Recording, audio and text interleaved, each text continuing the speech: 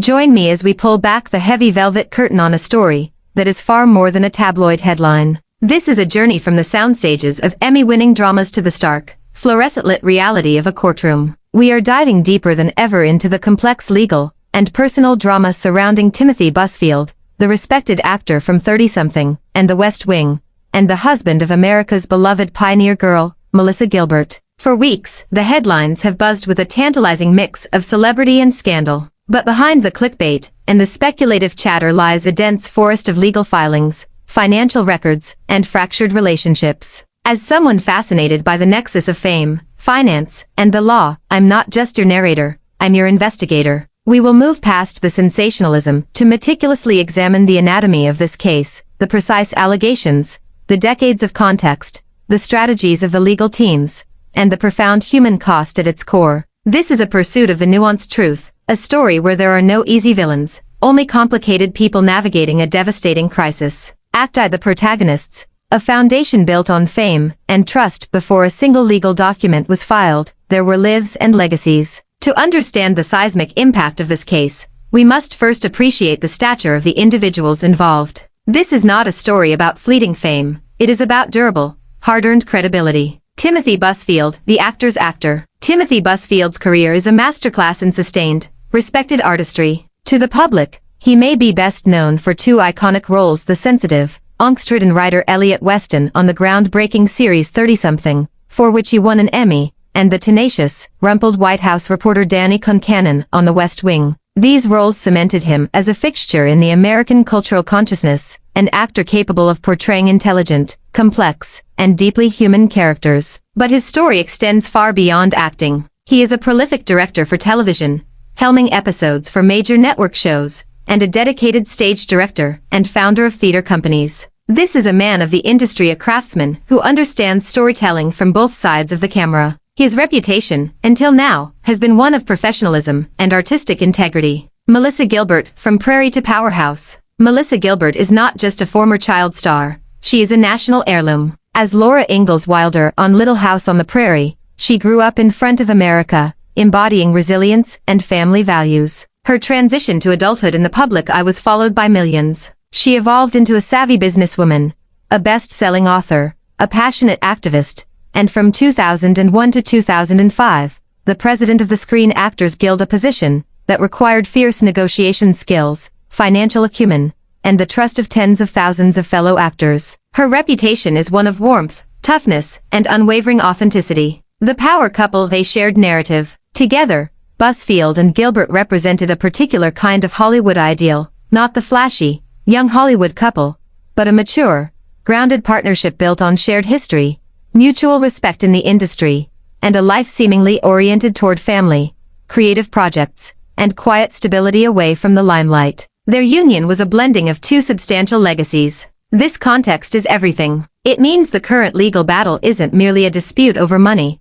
It is an assault on identities, painstakingly constructed over half a century. The stakes are not just financial, they are profoundly existential. Act 2, the charges, a forensic breakdown of the allegations. The core of this case is not a salacious affair, or a public meltdown. It is, at its heart, a sophisticated financial and contractual dispute. Let's decode the legalese to understand the precise nature of the serious wrongdoing. The business venture, the Crucible. Reports indicate the center of the storm was a private business venture, likely structured as an LLC or limited partnership. While specifics are guarded, evidence points towards a real estate development project, or a private media production fund, a venture that would leverage Busfield's industry connections and reputation to attract investors, and Gilbert's public trust as a tangential, though influential, asset. The specific allegations a pattern, not an incident. The plaintiff's former partners and investors have not alleged a one-time error. Their civil suit paints a picture of a pattern of misconduct over several years. The key legal claims likely include 1. Breach of fiduciary duty.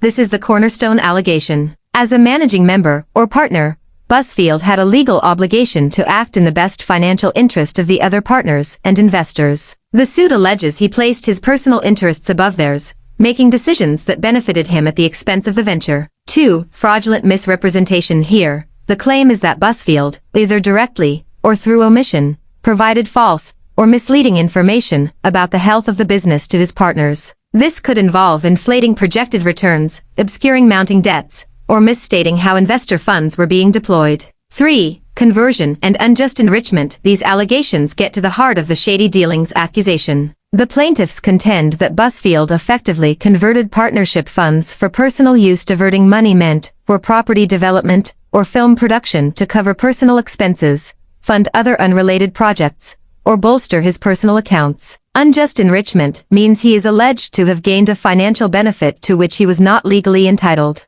4. Contract violation. Beyond broad duties, the suit certainly points to specific clauses in the operating agreement that were breached, whether regarding approval thresholds for expenditures, transparency of financial reporting, or protocols for profit distribution. The financial toll, not just chump change. While exact figures are sealed, the language in motions suggests the disputed sum is in the mid-seven figures. For the investors, who may include friends, colleagues, and industry figures who invested based on trust, these losses are significant. This isn't Wall Street, it's personal. The lawsuit is their instrument to claw back what they lost and assign blame. Act 3. The backstory. The slow burn toward litigation. No partnership disintegrates overnight in a blaze of lawsuits. This conflict is the product of a long, corrosive simmer. Through a review of publicly available docket summaries and expert analysis of similar cases, we can reconstruct the probable breakdown. The genesis: a partnership forged in optimism. The venture likely began 5 to 7 years ago. The initial meetings would have been filled with excitement. Busfield, with his industry insight and network,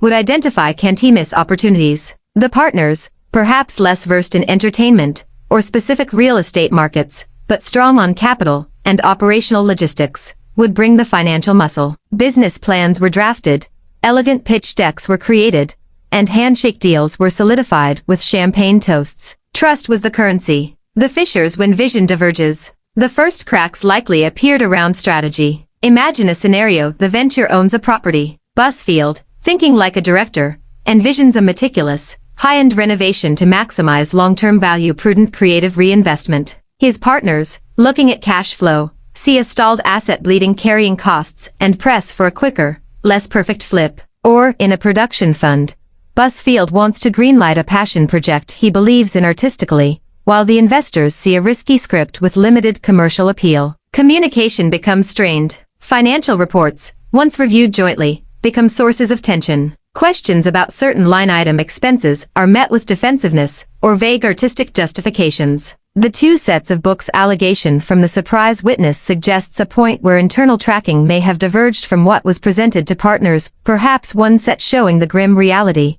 another painted more optimistically for review. The point of no return, the discovery. The tipping point likely came when a partner, driven by growing suspicion, exercised a legal right to audit the books, or hired a forensic accountant independently. This audit is the earthquake. It uncovers the alleged discrepancies: funds transferred to unknown accounts, expenses personally incurred by Busfield charged to the venture, contracts signed without proper approval. The trust, already fragile, shatters completely. The optimistic partnership is now a forensic crime scene. Demand letters are sent, offering a chance to settle privately and avoid scandal. When those are rejected or met with counter-accusations, the only path left is the public, brutal arena of the courtroom. Act 4. The courtroom theater, strategy, testimony, and the human element. The trial is where strategy and story collide. Each side is not just presenting facts, they are constructing a narrative for the judge and jury. The prosecution's narrative: the betrayal of trust. The plaintiff's attorneys are building a simple, powerful story: he was our trusted guide, and he led us into the wilderness and took our map. Their case is a methodical March documentary avalanche. They will inundate the court with exhibits, emails where Busfield assured partners returns are imminent, financial statements with questionable entries, bank records showing suspicious transfers. The partners' testimony: the other partners will take the stand, not as financial experts, but as human beings. They will speak about their friendship with Tim, their admiration for his work, and the crushing moment they realized their trust was misplaced. Their anger is palpable, but their lawyers will hone it into a sharp tool of credibility. The expert witness, a forensic accountant, will act as the translator, taking the jury through the complex financial records and pointing, with clinical precision, to the anomalies and alleged malfeasance. Their testimony turns suspicion into evidence. The surprise witness, the insider: this is their masterpiece. The former financial controller is the linchpin. They are not a disgruntled partner with an axe to grind. They are a former employee who was just doing their job. Their testimony provides the intent. Phrases like "he told me to categorize it differently" or "I was instructed to prepare a separate summary for the partners" are devastating. They bridge the gap between a bad business decision and an intentional, deceptive act. The defense's counter-narrative of vision misunderstood. Busfield's legal team faces an uphill battle, but their strategy is clear: reframe, contextualize, and attack credibility. Their narrative: this was a creative venture that faced market headwinds. Our client made tough calls to save the project, and now his former partners, facing losses, are scapegoating him. Reframing the misconduct: every questionable transaction will be given a benign, business-justified explanation. That transfer wasn't for personal use. It was a bridge loan to secure a critical permit. The dual bookkeeping wasn't deceptive. It was a working draft versus a finalized report. They will argue Busfield was using his own funds to prop up the venture, not pilfer from it. Attacking the insider's credibility, the surprise witness will be cross-examined relentlessly. Were they ever formally reprimanded? Did they have a personal grievance? Could they have misunderstood their instructions? The defense will work to paint them as incompetent, biased, or someone trying to avoid blame for their own poor bookkeeping. The character witnesses: this is where Busfield's lifetime of goodwill is deployed. Colleagues, co-stars, and industry figures will testify to his integrity, his work ethic, his generosity. The message: this man is not a fraud. Look at his life's work. Melissa Gilbert's presence, while she will almost certainly not testify, her steadfast presence in the courtroom gallery every day is a silent, powerful character witness. It signals family unity, and implicitly argues that a man capable of such alleged deception could not maintain the trust of a woman of her stature and intelligence. Act V: the ripple effect. Collateral damage. In a world of perception, the gavel's final sound will mark not an end, but a beginning of a new, difficult chapter with far-reaching consequences. For Timothy Busfield, a legacy on the line: the professional abyss, a guilty verdict, or a substantial civil judgment would be professionally catastrophic. In Hollywood, where bonding is required for any major production, a fraud conviction makes him unbondable, and therefore unhireable in a leading capacity. Directing gigs, production deals, and even significant acting roles would vanish. The industry forgives many things, but a proven breach of financial trust is often a permanent stain. The financial reckoning: beyond any court-ordered restitution, there will be millions in legal fees. Asset liquidation: homes, investments may be forced to satisfy a judgment. The financial security built over a lifetime could be irrevocably dismantled. The personal toll: the stress is incalculable. The public shame, the betrayal of friends, both real and perceived, and the internal doubt would be a heavy burden for anyone to bear. For Melissa Gilbert, the unwilling co-star, in a tragedy: reputational contagion.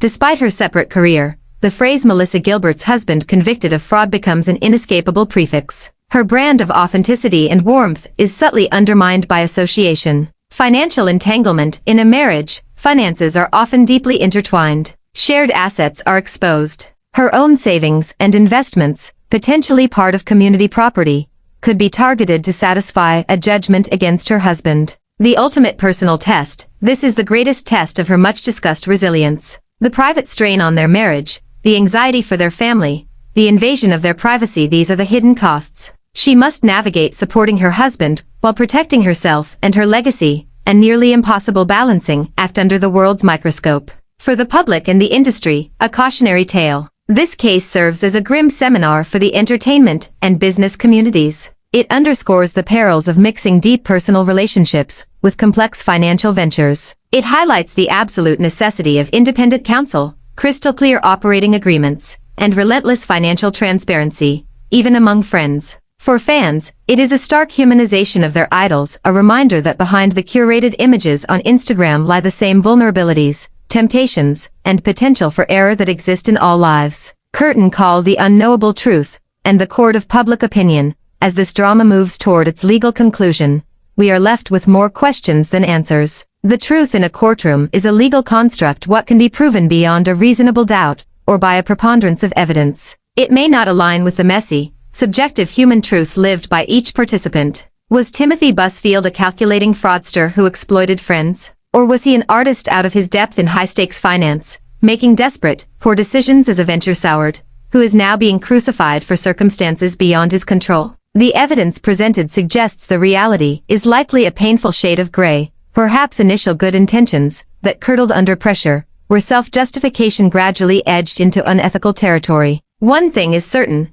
this story transcends celebrity gossip. It is a Shakespearean tragedy about trust, ambition, and the fragile nature of reputation. It is about how quickly a lifetime of building can be threatened by a single chapter of error. The court of law will render its verdict, but the court of public opinion, where careers and legacies are ultimately sustained, will deliberate for far longer. I've pored over every motion, analyzed every strategy, and considered every angle because stories like this demand more than hot takes. They demand understanding. Now, I want to hear from you. Where does your analysis land? Does the insider's testimony seal the case for you? Or do you believe the defense can successfully reframe the narrative? Is this a black and white case of fraud, or a tragic gray area of failed business? The discussion is a vital part of making sense of it all. This pursuit of the deeper story never ends. For more investigations into the real lives behind the headlines where fame, fortune, and failure